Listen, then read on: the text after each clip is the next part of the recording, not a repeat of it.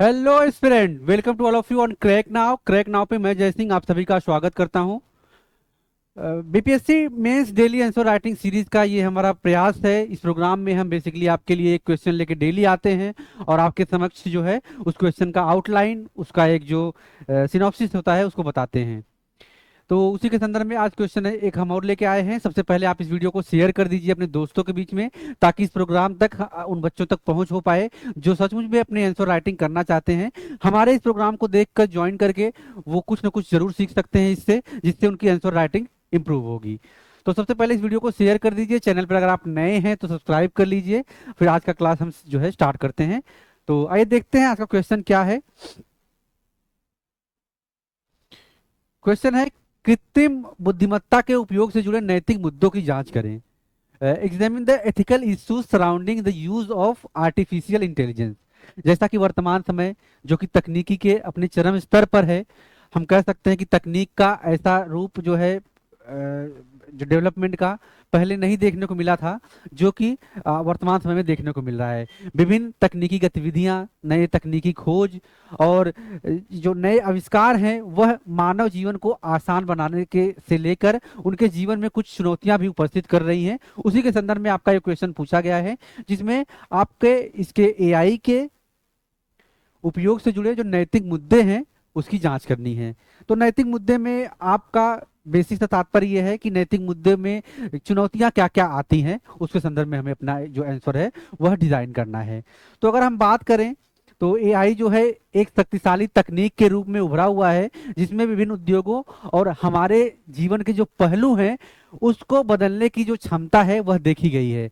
तो यह हमारे जीवन में एक पॉजिटिव बदलाव भी ला सकता है। जो तकनीकी एक जानकार हैं, तकनीकी विशेषज्ञता है उनकी, उनके लिए यह एक अपॉर्चुनिटी का काम है। वह अपने जीवन को एक उच्चतम स्तर तक ले जा सकते हैं, और जो इसे सीखने की प्रक्रिया में है, स्किल डेवलप करके इसके बारे में जानना चाहते हैं, इसका उपयोग करके वो भी आगे बढ़ सकते हैं। तो क्या नैतिक चुनौतियां होंगी इसके बारे में हम देखेंगे। तो इन उपलब्धियों के साथ साथ, इन विशेषताओं के साथ साथ कुछ नैतिक चुनौतियां हैं, उस नैतिक चुनौतियों को हम देखते हैं।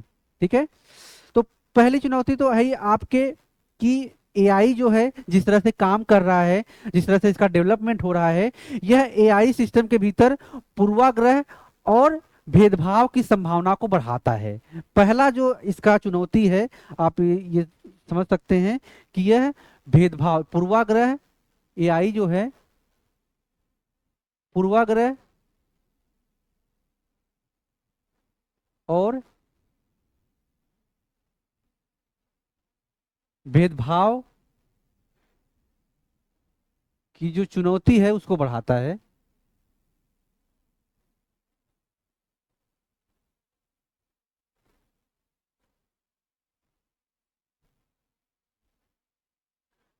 चुनौतियों को बढ़ाता है तो किस रूप में बढ़ाता है कि जो यह इनपुट प्राप्त करता है उसी के आधार पर यह अपना एक जनरल परसेप्शन आपके सामने प्रस्तुत करता है, उसी इंफॉर्मेशन को यह प्रस्तुत करता है। तो अगर डाटा जो है वह गलत तरीके से फीड किया जाएगा, गलत इंफॉर्मेशन को यह एक्वायर करेगा, तो जो रिजल्ट आपके सामने प्रस्तुत करेगा वह भी आपके सामने गलत ही प्रस्तुत होगा। तो कहीं ना कहीं जो पूर्व मान्यताएं हैं, पूर्व परसेप्शन है, उसी को आधारित बनाकर यह जो जवाब देगा। जैसे अगर हम बात करें तो किसी के चेहरे के रंग पर आधारित कोई आर्टिकल है और उसमें भेदभाव कलर को लेकर किया गया है, तो यह आपके सामने जो डाटा प्रस्तुत करेगा वह उसी भेदभाव को ही प्रस्तुत करता हुआ नजर आएगा। तो कहीं ना कहीं जो एक पूर्वाग्रह है उसमें अपडेशन ना करते हुए, उसको बदलाव ना करते हुए आपके सामने वही पूर्वाग्रह और जो भेदभाव है वह दिखाई देगा। इस रूप में यह एक चुनौती का मुद्दा बनता है और वह भी नैतिक चुनौती है, उसे दिखाई देता है। दूसरी चुनौती अगर हम बात करें तो एआई एल्गोरिदम की जो पारदर्शिता है और उसकी व्याख्यात्मकता जो है वह एक महत्वपूर्ण नैतिक विचार को जन्म देती है। तो अगर हम बात करें तो जैसे जैसे एआई सिस्टम अधिक जटिल होते जाते हैं वैसे ये एक ब्लैक बॉक्स के रूप में काम करते हैं। इसका तात्पर्य यह है, ब्लैक बॉक्स के रूप में काम करने का तात्पर्य यह है कि यह जो इंफॉर्मेशन इसमें फीड होती है विभिन्न तथ्यों के माध्यम से, विभिन्न सोर्सेज के माध्यम से, यह उसी को ग्रहण करते हैं। और अगर इंफॉर्मेशन का स्तर जो है वह उस रूप में ना हुआ, वो इंफॉर्मेशन का जो स्तर है वह बिगड़े फॉर्म में हुआ तो यह कहीं ना कहीं जो इसकी व्याख्यात्मकता है उसको प्रभावित करती है, और यह एक चुनौती के रूप में जो आपके सामने बेहतर जानकारी आनी चाहिए थी, यह गलत जानकारी को भी प्रस्तुत कर सकता है। तो इस रूप में भी यह जो चुनौती है वह देखने को मिलती है। तो एआई एल्गोरिदम की पारदर्शिता और व्याख्यात्मकता है वह ज्यादा प्रभावित करता है। तो यह जो है व्याख्यात्मकता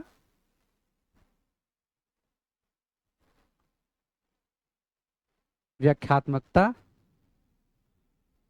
को प्रभावित करता है।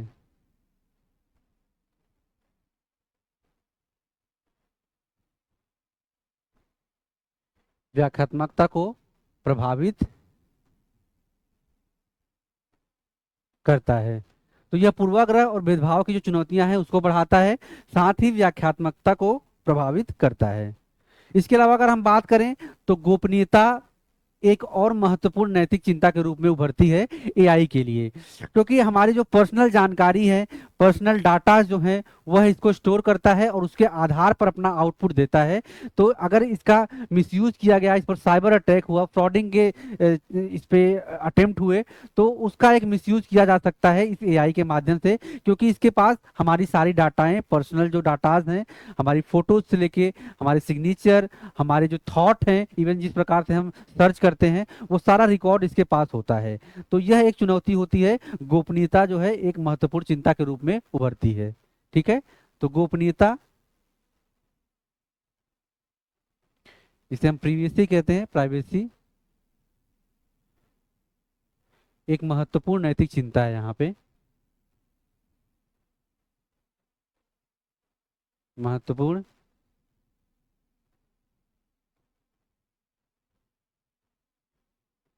नैतिक चिंता। ठीक है, तो ये तीन चिंताएं जिसे हमने देखा। इसके अलावा और क्या चिंताएं हो सकती हैं, इसके बारे में अगर हम बात करें तो नौकरी विस्थापन का मुद्दा सबसे बड़ा मुद्दा है जो निकलकर सामने आ रहा है कि एआई जो है आने वाले समय में बहुत सारी नौकरियों को खा जाएगा, बहुत सारी नौकरियों को रिप्लेस करना एक अलग चीज हो जाता है कि रिप्लेस कर देगा, लेकिन इस पे जिनका कमांड होगा, जो तकनीकी रूप से सक्षम होंगे, वही इसको ऑपरेट कर पाएंगे और वही इस सिस्टम के पार्ट बने रहेंगे, वही जो है अपना ग्रोथ कर पाएंगे, ऐसा माना जाता है। तो नौकरियों के विस्थापन का जो नैतिक मुद्दा है वह भी महत्वपूर्ण हो जाता है। नौकरियों के विस्थापन का नैतिक मुद्दा,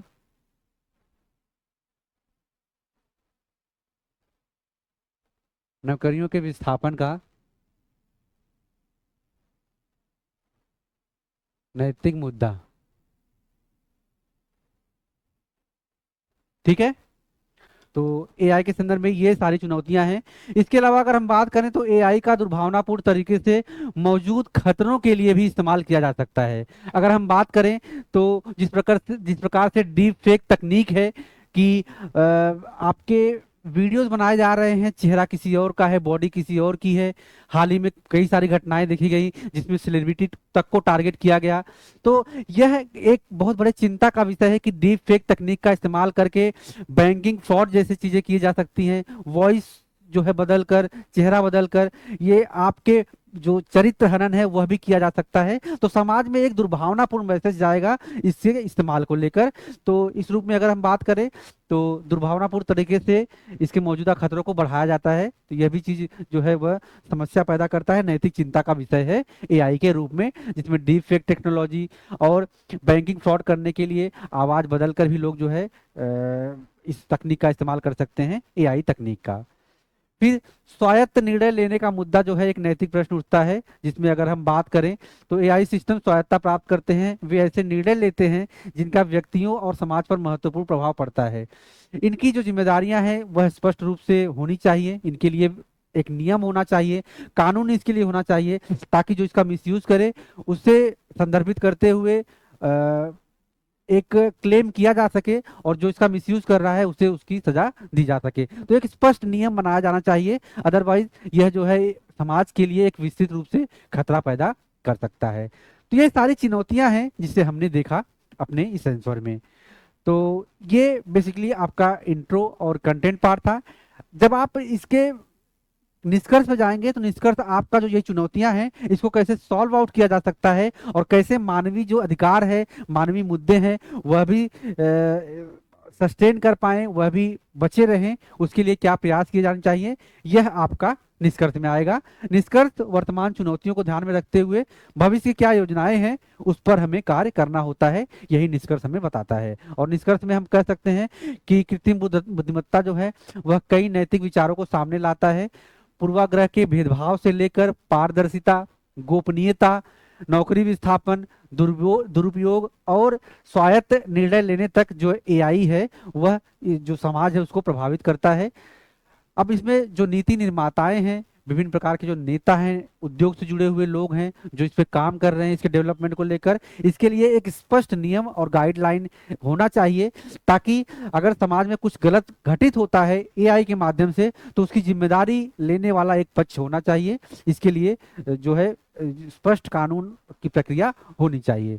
अगर ऐसे विचारों के माध्यम से हम एआई की पूरी क्षमता का उपयोग कर सकते हैं, साथ ही यह सुनिश्चित कर सकते हैं कि यह मूल्यों के अनुरूप हो और मानव अधिकारों का यह सम्मान करे, तो यह बेसिकली आपका एक कंक्लूजन हो जाएगा। तो ये बेसिकली हमारा जो है एक ओवरलाइन था जिसे हमने अपने आंसर में दिया।